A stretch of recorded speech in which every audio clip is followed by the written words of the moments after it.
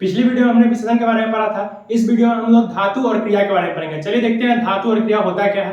देखिए बोलता क्या है, क्रिया। क्रिया बोलता क्या है, जिससे किसी काम के होने का बोध हो, जिससे किसी काम के होने का बोध हो उसे क्रिया कहते हैं। मतलब कहने का सेंस क्या हुआ, आप कोई काम करते हैं जैसे खाना पीना सोना उठना जगना, जितना भी आप सब काम करते हैं जिसके अंत में क्या लगा हुआ, ना लगा हुआ हो, वो सब काम होता है हमारा। तो वही काम क्या कहलाता है, हमारा क्रिया कहलाता है।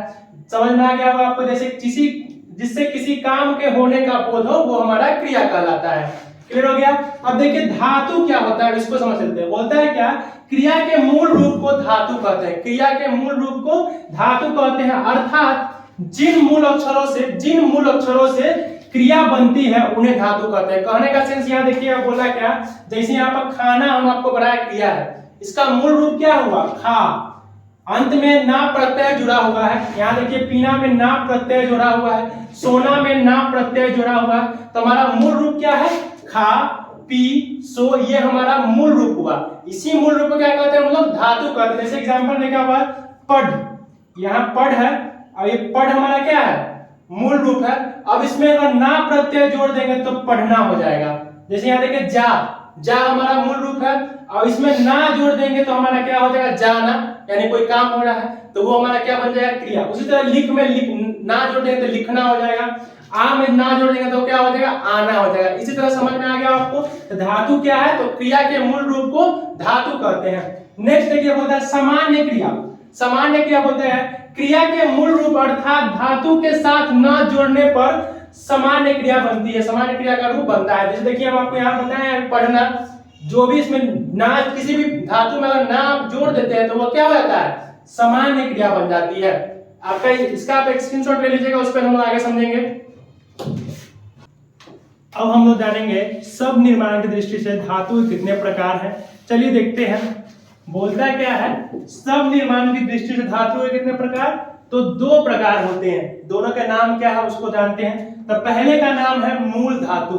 मूल धातु क्या है उसको समझते हैं। बोलता है मूल धातु स्वतंत्र होती है, मतलब आजाद होती है और किसी दूसरे शब्द पर आश्रित नहीं होती है। किसी दूसरे शब्द पर आश्रित नहीं होती है, मतलब किसी दूसरे शब्द पर टिकी हुई नहीं रहती है।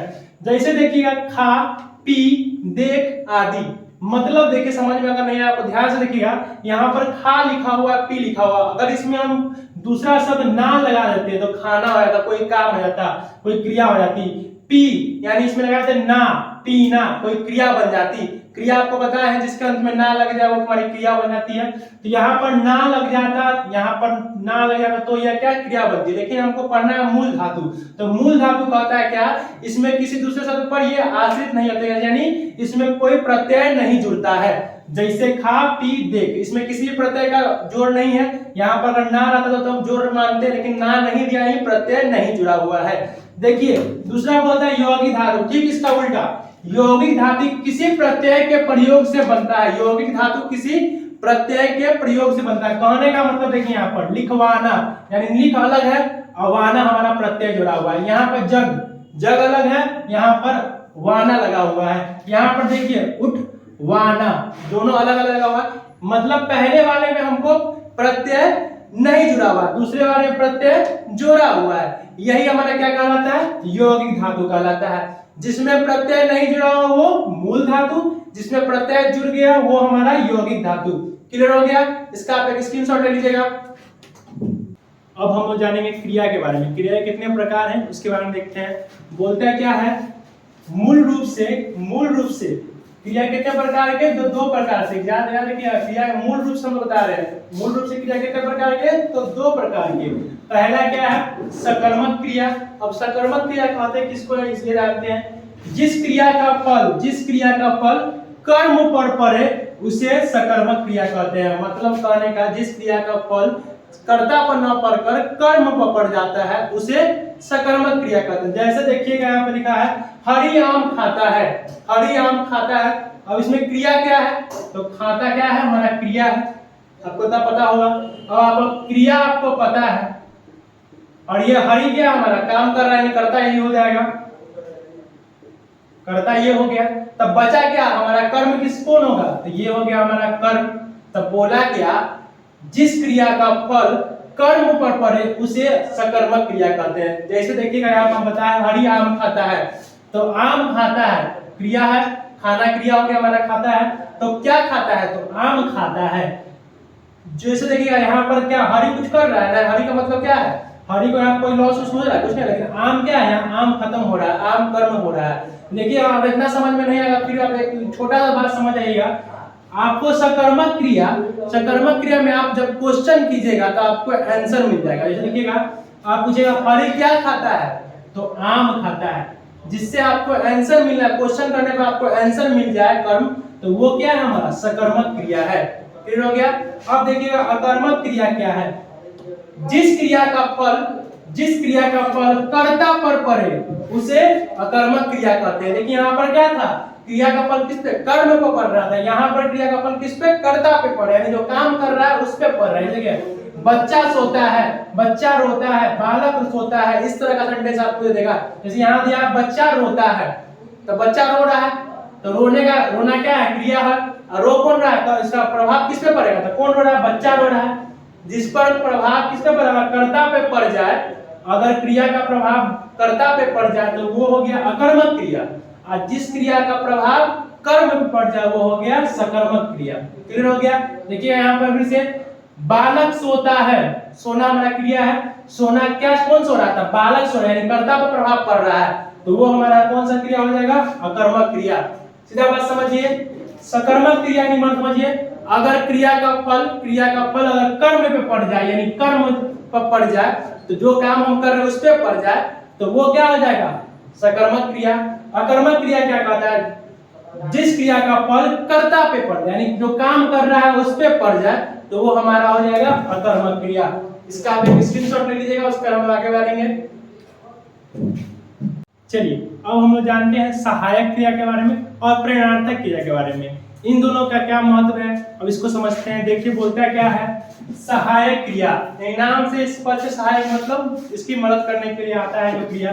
देखिए मुख्य क्रिया के अर्थ को स्पष्ट करने के लिए, जो मुख्य क्रिया को अर्थ को स्पष्ट करने के लिए जो क्रियाएं सहायक होती हैं उसे सहायक क्रिया कहते हैं। जैसे में देखिए यहाँ पर वह खाता है, तुम पढ़ता था, तुम पढ़ रहे हो, वे पढ़ रहे थे, जो आपको ये दिया गया। देखिए हमारा मुख्य क्रिया क्या है, खाता, पढ़, पढ़ता, पढ़, ये सब क्या है हमारा मुख्य क्रिया है, जिसमें जो हमारा है लगा, रहा हो, था, रहे थे, ये सब हमारा क्या हो गया, ये सब हमारा हो गया सहायक क्रिया। मतलब कहने का क्या सेंस हुआ, तो देखिएगा यहाँ पर वो खाता है में जो आपको है लगता है, था लगता है, रहे थे, रहा थे, चुका थे, चुकी थी, जो ये सब देखते हैं वो सब क्या होता है, वो सब हमारा सहायक क्रिया होता है। इसका प्रयोग हम कहाँ करते हैं, जब हम काल पढ़ेंगे तब उसमें इसका महत्व को समझेंगे। क्यों पढ़ना है हमको इस सहायक क्रिया को, क्यों, क्योंकि हम काल पहचानने में सहायता होती है। और हमको काल पहचानना होगा, वो खाता है तो मतलब वर्तमान काल की बात है, वह खाता था यानी भूतकाल की बात है, वह खाता रहेगा ये भविष्य काल की बात होगी। तो काल पहचानने के लिए हम लोग सहायक क्रिया को पढ़ते हैं। समझ में आ गया सहायक क्रिया क्या होता है, वह क्रिया जो मुख्य क्रिया की सहायता के लिए आती है। क्लियर हो गया। अब देखिए क्या बोलता है, प्रेरणार्थक क्रिया।